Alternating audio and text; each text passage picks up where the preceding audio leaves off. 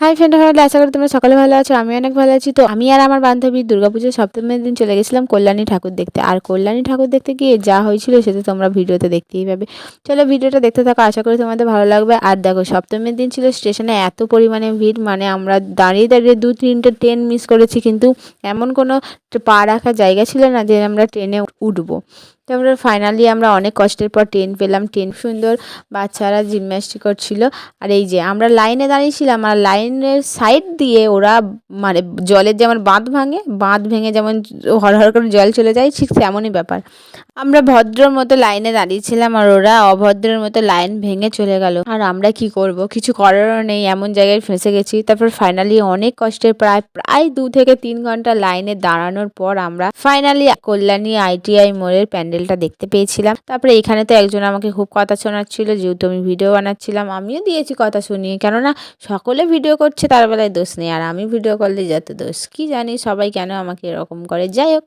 তারপরে ফাইনালি প্যান্ডেলটা দেখতে পেলাম, সত্যি অসাধারণ ছিল, চোখ জুড়িয়ে যাওয়ার মতো, মন প্রাণ জুড়িয়ে যাওয়ার মতো। কিন্তু একটাই দুঃখ, যে দাঁড়াতে 1 সেকেন্ডও দাঁড়াতে দিচ্ছিল না ভালো করে, না ফটো তুলতে পেরেছি না ভিডিও করতে পেরেছি। তারপরে অনেক কষ্টে ঠেলাঠেলির মধ্যে দিয়ে ভেতরে ঢুকতে পারলাম।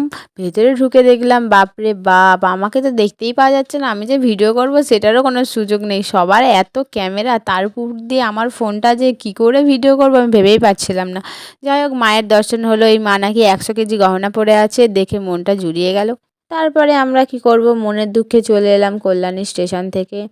রোল টোল খেয়ে তারপরে আমরা ট্রেনে চেপে পড়লাম। আর যাওয়ার সময় ট্রেনটা অত ভিড়ই ছিল না। তারপরে আমাদের ট্রেনের লেট ছিল বলে আমরা এখানে নৈহাটি দিয়ে যাচ্ছিলাম। আর নৈহাটির এখানে মায়ের তখন বরণ হচ্ছিল, বরণ দেখতে দেখতে তারপর চলে গেলাম আমরা লঞ্চ ঘাটের দিকে। তারপর লঞ্চে চেপে পড়লাম। আর দেখো, রাতের দৃশ্যটা ছিল এত অসাধারণ।